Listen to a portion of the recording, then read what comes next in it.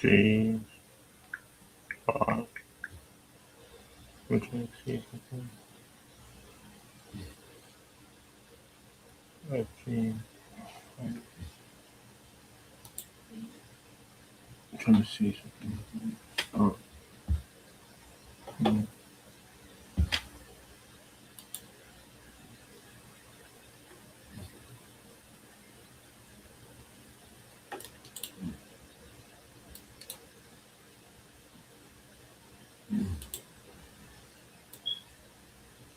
mm,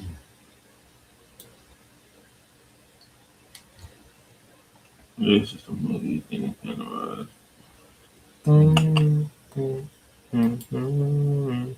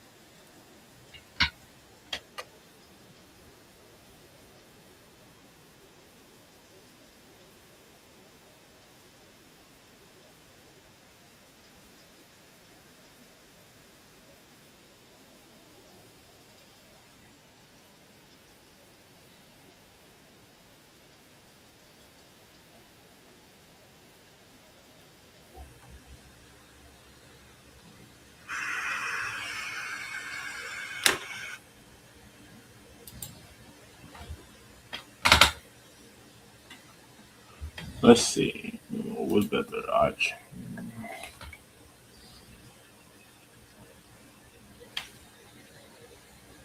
Mhm.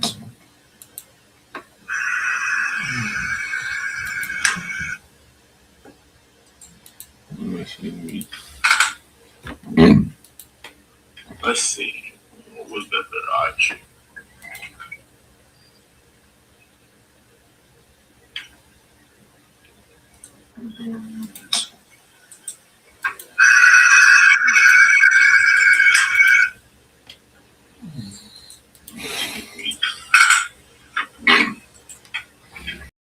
Let's see. What's better, Arch?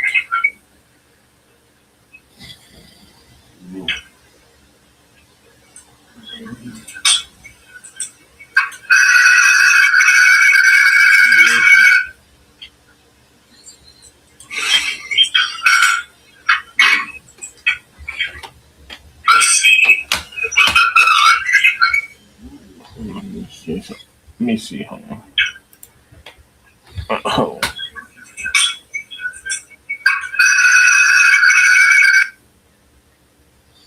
Met this trans woman. I met her on the timeline. She is the most beautiful person I've ever met.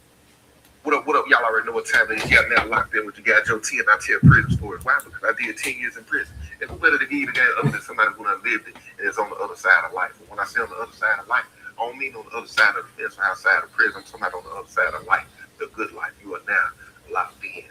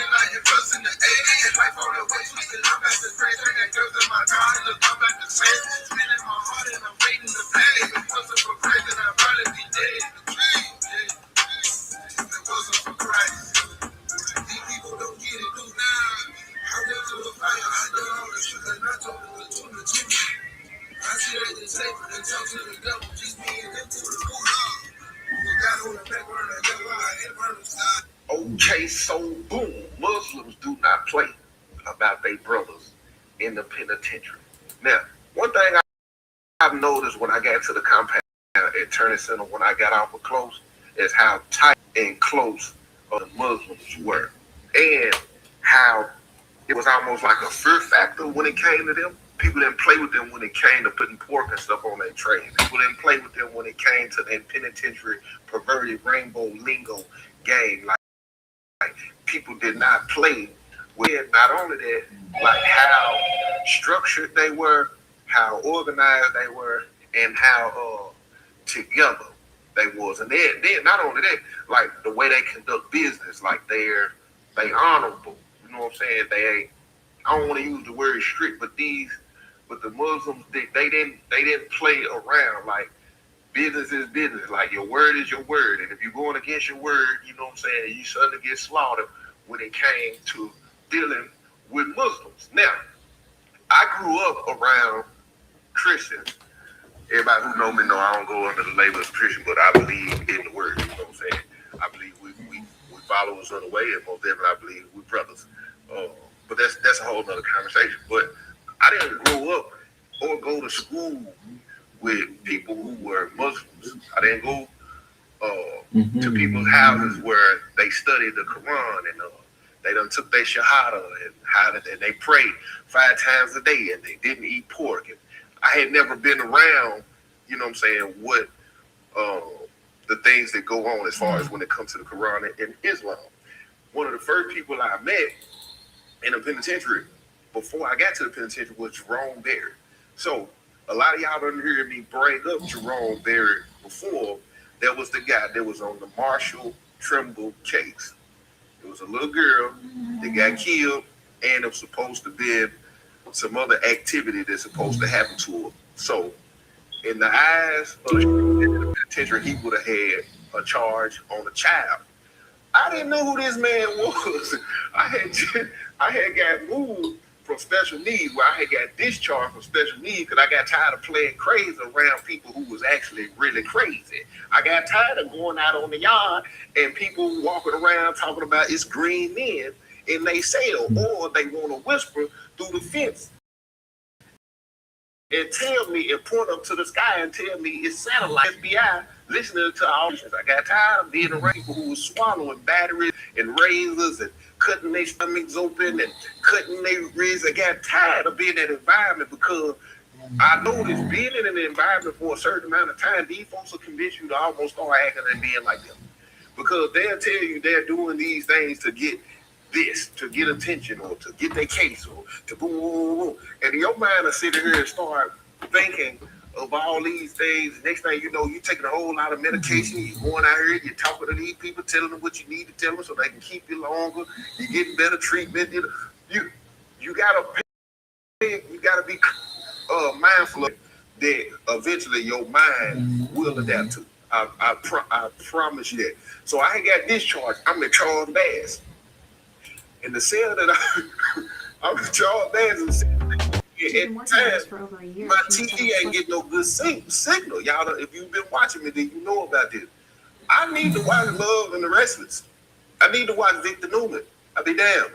I need to see what's going on. I'm behind 6-7 episodes in here. I'm finna act the fool in this. Hey, if I miss one more episode of Young and the Restless album, next time I get a chance, it's gonna go down in here. So one day they done brought in Jerome Barrett. I ain't know who this man is. They move him next door to me. I'm into it with the police. He knocking on the wall. The wall's thin because we had 4, which is considered the hole, which I shouldn't even have been at Charles Bass because I was at the time safekeeping, but I was supposed to be considered a maximum security inmate on 23 and 1. 23 and 1, when you say in your cell 23 hours a day, you get out 1 hour a day. But if you in the hole, that's basically what Guild 4 is. You can go in the back outside the rig yard 1 hour a day, so they can treat me as a max back here in this guild. I done been on max almost 2 years at this point. Been able to watch my TV, listen to my radio. I'm cool. So you done move me, and now you done disrupt my routine. I'm frustrated. So I'm kicking on the door one time, kicking on the door. Jerome Barrett beat up the wall because the wall kind of thin. And the little plug in, you can almost treat that as a vent. You can talk through the plug in.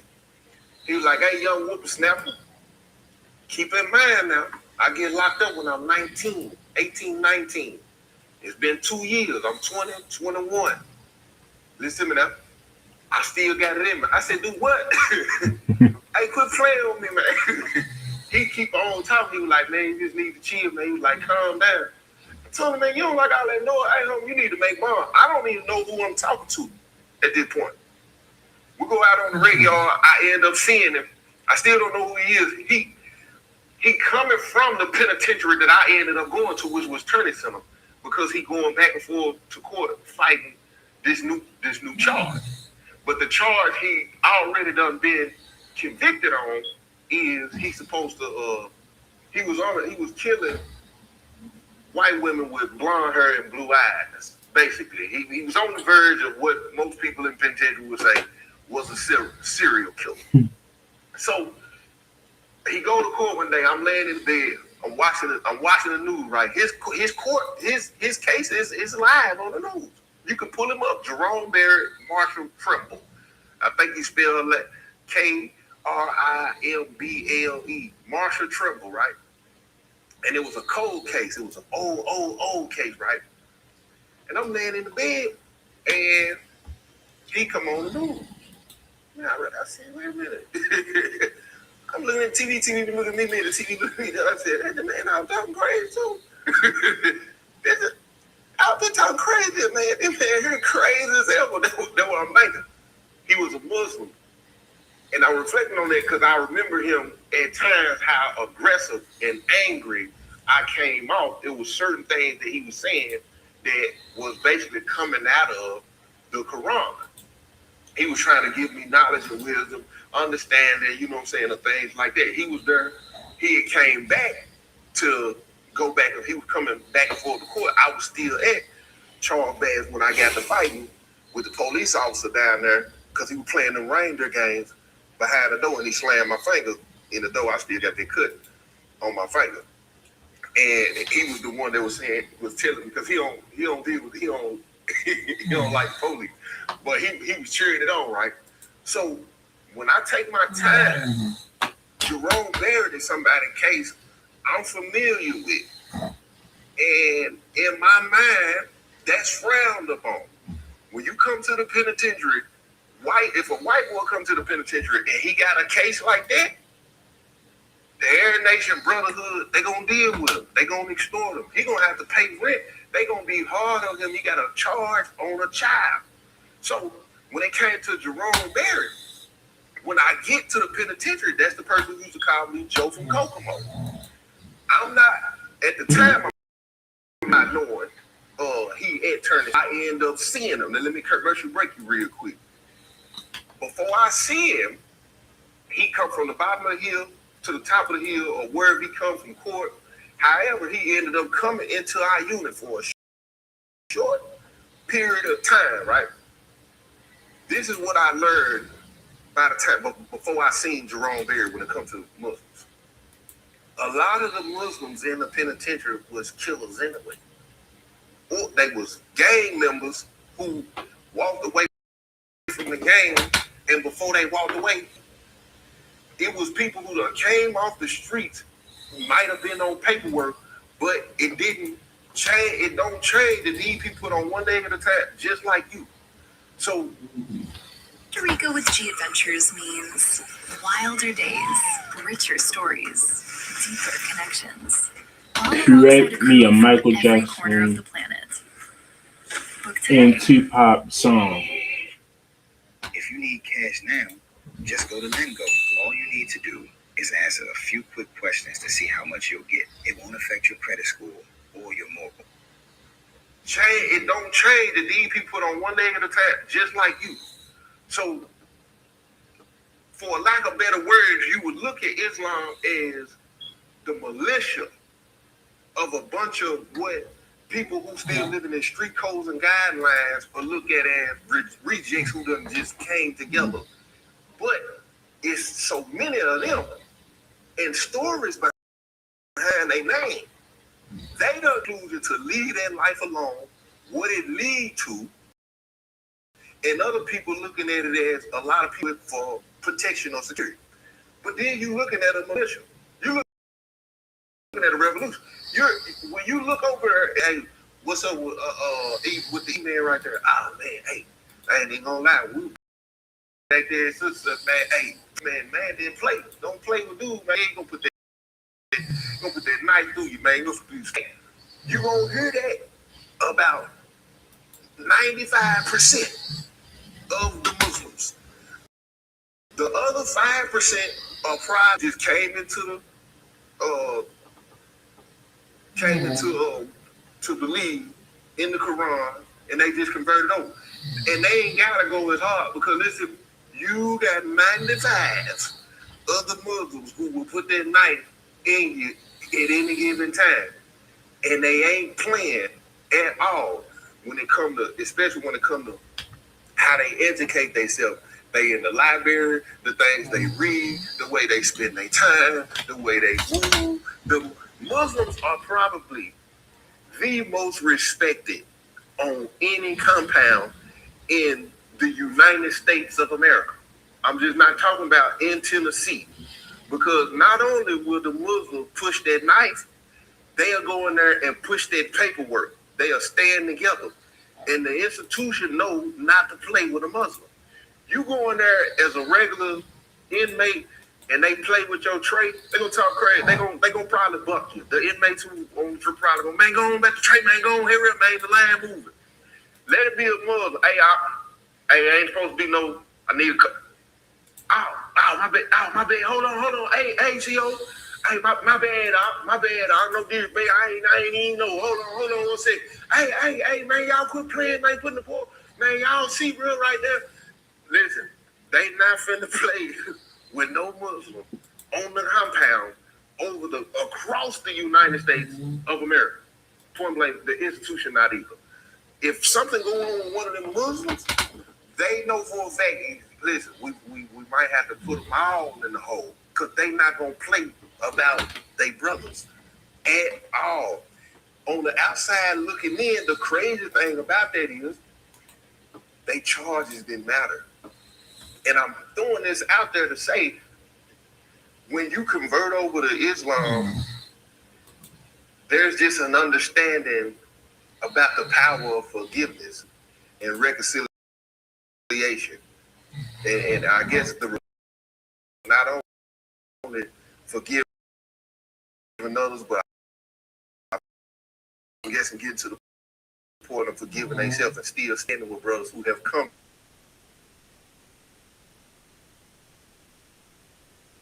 anyway. Cases of walk away. That's why when people walk away from GD, which I'm going to tell 2 stories in one. Crips, Vice Lord, whatever, and they went over there. It was an understanding from the Muslims. When you come over here,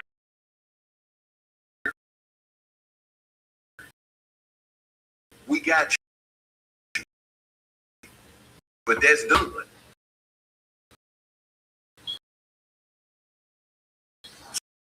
So, of course, a lot of people, I went over because, hey, you conversing with his cousin. I'm listening to how the little dude talking. You know what I'm saying? He ain't slow. You can tell it. He ain't a street dude. I'm a street knowledge. This man probably does so. He probably came from rap music and being around people he ain't had no big. He has not gained no street knowledge from street experience. That's what I'm saying. This dude, you could tell he was book smart. You could tell he probably had a bright future. Now, on the stripper, he really lucky he here. Family member like funny folk. I've seen funny folk have to stay probably a couple of times. So as I'm sitting here and I'm listening to this dude, me, true enough, I could have had a bright, you know what I'm saying? But I was most definitely a product. Create me a script about Tupac, Michael Jackson messing around and having intercourse. I wasn't one of them dudes. So if you watching this right now and you so happy to be one of these dudes, I need you to pay attention because pay attention to rules and facts. Because there's too many people out here for some reason they think, okay, so boom, hey, let me tell you about doubling back. Now, if you don't know what doubling back in the line is, they let me know you ain't dumped into the penitentiary. And if you ain't dumped into the penitentiary, I advise you to never go. And if you so happen to go to the penitentiary because you avoided, you know what I'm saying, what it is I was trying to tell you, and you decided to be hard here, and you want to go and find out for yourself, and you go to child hall, you doubling back in that line, let me tell you a couple of things that'll, burn all your bridges on the town. And then you won't lie and try to say, no, it was just a good meal. Ain't no such thing as a good meal in the penitentiary. And then that's going to let me know that you ain't got no commissary. Ain't nobody sending you no bread. Ain't nobody looking after you. You know what I'm saying? Because you ain't got no business putting your tray down, running back, and jumping back in that line, and then you're putting yourself in a situation. Because that's exactly what's going to happen. I seen it a whole bunch of times. And in this situation right here, listen, I had to call a red flag on the play and hurry up. And, you know what I'm saying, move around. Because when you in the child hall and it goes down, it ain't no room for you to say you didn't know what's going down. So you in the midst of, you know what I'm saying? Something personal over a piece of chicken that became cheating business. You know what I'm saying? What they call it bird, you don't want to disrespect the kids' truth. You know what I'm saying? When they having that bird down. Now, when I first got to the penitentiary, they still had what they like to call the bird on the bone. You know, they still had the bird on the bone. And when they had the bird on the bone, listen, a lot of people want to go down there because we don't get the bird on the bone talking up once, maybe twice a month. Now, me on the other hand, I don't like to go to the child hall. I don't like to go to the child hall because to me it was a death trap. You just never know what's going on. If there's any kind of animosity and it pop off down there in the child hall, it's gonna go down. And then not only that, I just didn't like the food. I just didn't believe in walking down there. Now when I first got there, the only thing about going to child was now the breakfast. The breakfast was decent. They still had the real eggs, you know what I'm saying? They had the real bacon and all that. So we marched on down there. But the difference was when I first got there, child, you could just fade it out of the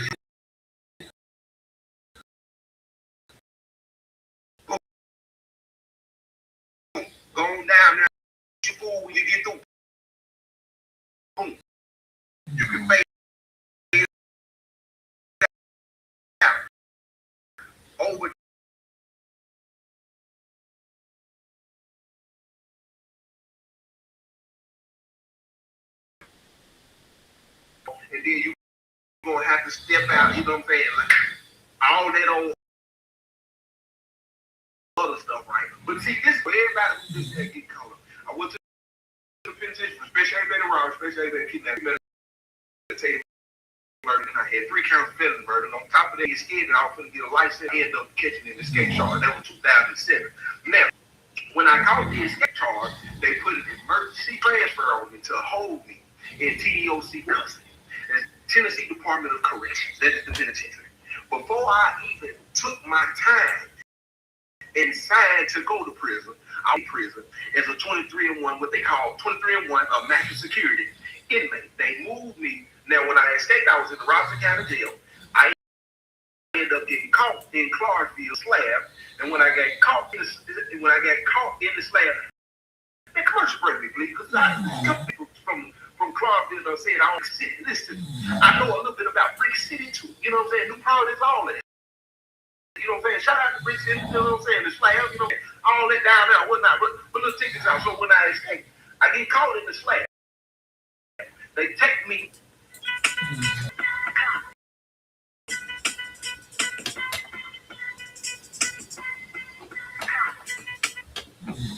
Down there, whatnot.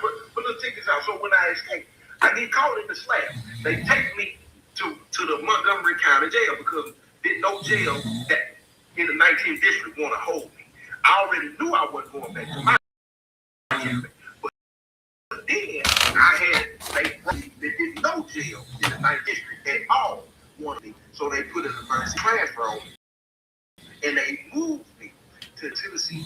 I went to Special East DeBerry as a maximum high risk inmate on 20-1. Now, when I get there, I'm kind of special because they treat me the same way as other inmates because I have not been sentenced. But East DeBerry as a maximum risk inmate on 20-1. When I get there, I'm kind of special because they treat me the same way as other inmates because I have not been sentenced.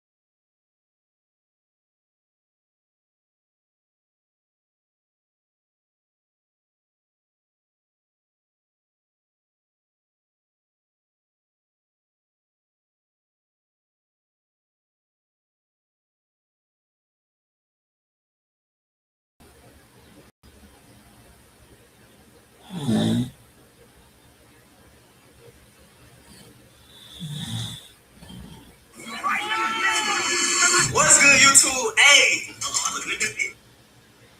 21,000 Hoosiers are still without power after weeks of severe storms, and Indiana Governor Mike Braun is now demanding the power company NIPSCO to turn it back on. On social media today, Braun said the company has, quote, ample resources to get the job done in Northwest Indiana, but they continue to fail Hoosiers, end quote. Say NIPSCO is a monopoly with a responsibility to ratepayers. The Indiana governor says he mobilized the states, sent teams from ISP, the Department of Natural Resources, and the Department of Corrections to clear the way for power.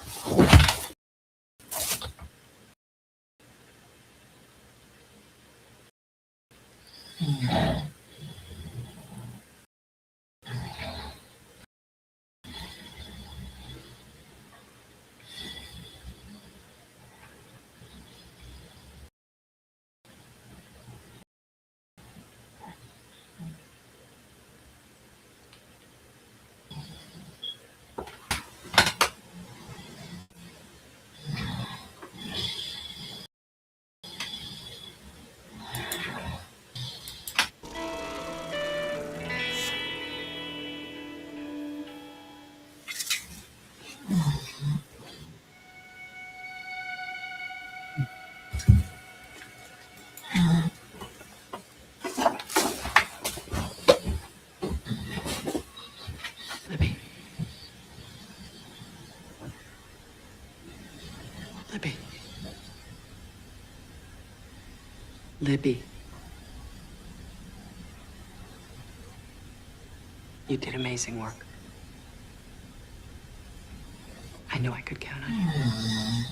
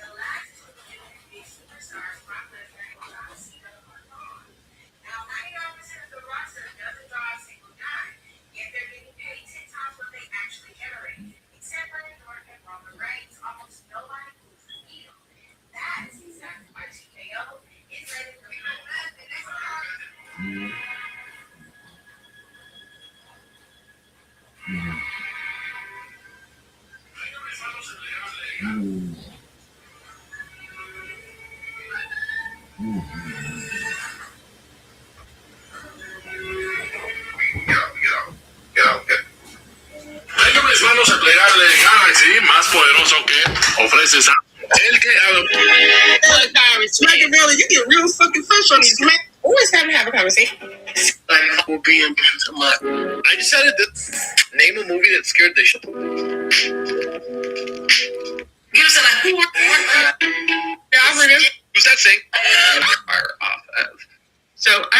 of anything. After years of investing in Massachusetts. Was that saying the sub message, by the way?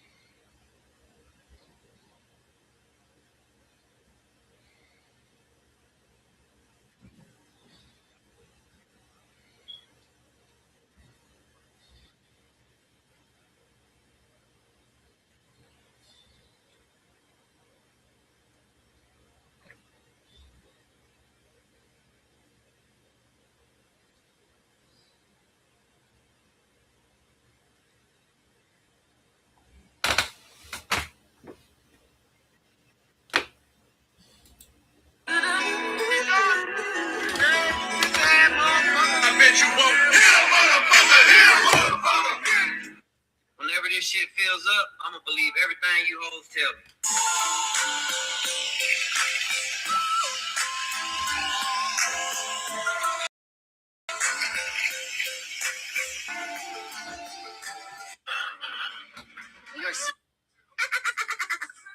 Is you in spectrum? Yeah, this bitch definitely had a special. Who you with? Who you with? Who you with? Yeah, girl, who you with? Who you with? Who you with? You ever loved your girl so much you got her face tatted on you? Oh, if she knew who it was. Did you know one of the most important characters in the Mafia series has been there since the very beginning? Salieri. That's right. Don Salieri returns in Mafia the Old Country's new Man of Honor expansion, connecting the franchise's past to its future and expanding the story of one of the series' most iconic crime families. And that's just one piece of the saga that spans more than 70 years of organized crime. With Mafia, the Omerta collection, you get all 4 complete Mafia games, including Mafia the Old Country and the new Man of Honor expansion, so you can experience the entire story from its origins to the rise of the modern Mafia. If you've never played the series or want to relive it all in one affordable package, this is the perfect place to start. Did you know one of the most important characters in the Mafia series has been there since the very beginning? Salieri. That's right. Don Salieri returns in Mafia the Old Country's new Man of Honor expansion, connecting the franchise's past to its future and expanding the story of one of the series' most iconic crime families. And that's one piece of the saga that spans more than 70 years of... I came up in a West Indian household in New York, where I'm from.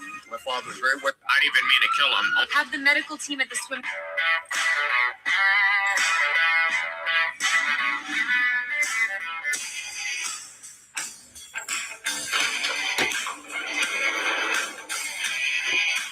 Hey, Kane. Let me clue you in.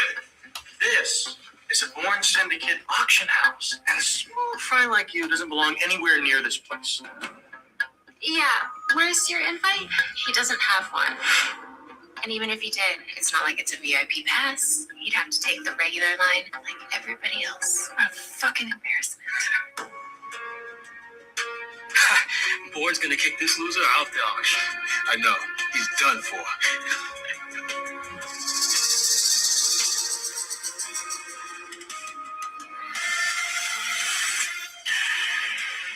Welcome in, sir. Aren't I happy? Yeah. Doop, doop, doop, doop. I could have walked way past that bitch. Hold it, Kane. You're a fucking liar, and I'm not gonna let you cheat your way into a born syndicate auction. I know this guy, alright? He's a sorry-ass orphan who'll marry his way into the family, but we picked him out already. He's a nobody now. Really? Yes, really. He doesn't even have an invite, let alone a VIP pass. What, are you calling me a fraud? Bingo.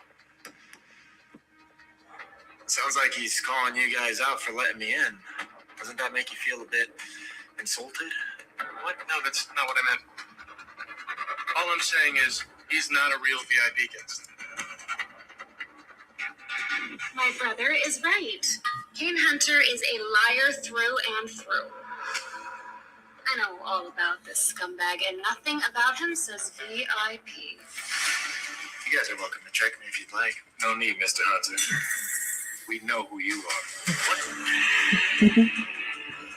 No, I'm sorry. So if you just give him a background check, you'll see that this guy is full of shit. Ma'am, if you continue to harass our VIP guests, we'll have to take you around back and beat some sense into you. Yeah, I'm a clown. What the hell happened?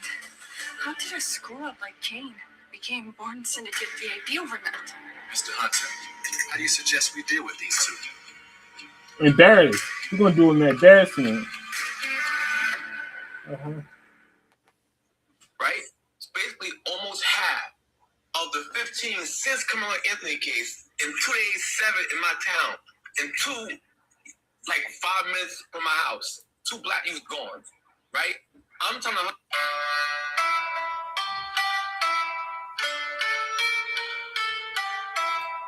Hey, my freaky ass cannot be no landlord. As soon as a motherfucker let on their rent, bitch, clap it or pack it. Let me know what you gonna do. Hey, my freaky ass cannot be no landlord. As soon as a motherfucker let on their rent, bitch, clap it or pack it. Let me know what you gonna do. Hey, my freaky ass cannot be no landlord. As soon as a motherfucker let on their rent, bitch, clap it or pack it. Let me know what you gonna do. Hey, my freaky ass cannot be no landlord. As soon as a motherfucker let on their rent, bitch, clap it or pack it. Let me know what you gonna do.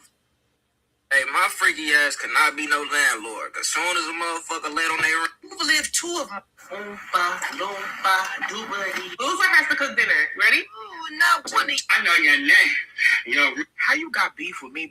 When a motherfucker be like, mind you, you got to know this shit finna get to add up. That motherfucker story finna get to add up. Cause when they get like, mind you, the motherfucker And busted the up. pink. This shit comes straight out the dome. They All I think, I'm taking you on a ride. Man,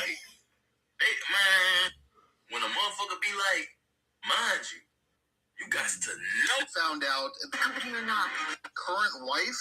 Oh my god. Company or not? What happened? Just let him talk.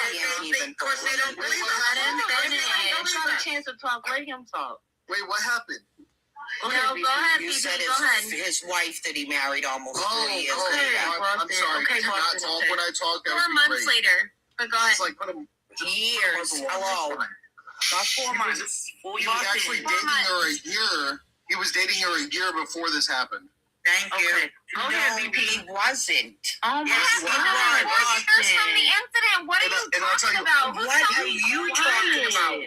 I'll tell you Let why. him He just. wasn't. Company or not? So, we need proof of funds. Right? And there's no way she has this money. She's just here to mess things up. Ma'am, per policy, we'll need to have verification. No way. No, that's fake. A broke bitch like her could never have a card like that. Please, madam, let us verify. All black cards are privately issued and carry a unique identifier.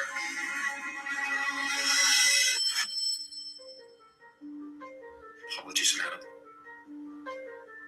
Funds are verified. Thank you. Company or not? The California State Athletic Commission just released the disclosed payouts from all the fighters at UFC Sacramento. Let's see what some of these guys made. In the main event, RoboCop takes home $340,000 for his win over Fluffy, and Fluffy takes home half that. A documentary filmmaker who spent years chasing Tupac's case tracked down every location, every alias in Dwayne Davis's own confession. And today, told a Las Vegas jury he found proof for almost all of it. Michael Dorsey has produced true crime documentaries for 25 years. In late 2012, he read about Greg Kading's book on Tupac.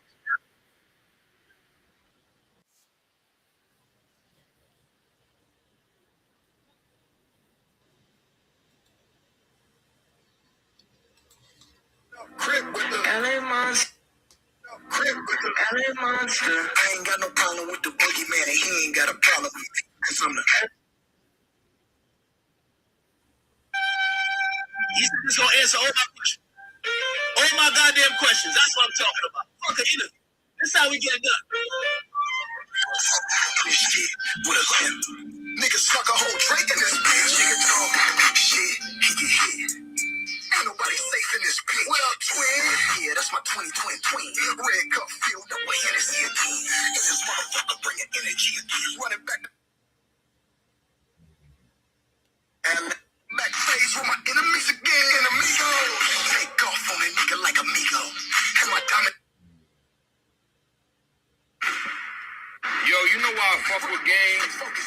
Cause This is what you call a real artist. This is what you call.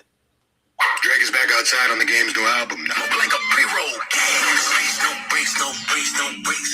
I'm back outside, but I die. No breaks, no breaks, no breaks, no breaks. I want all Man, hold on, let me see something.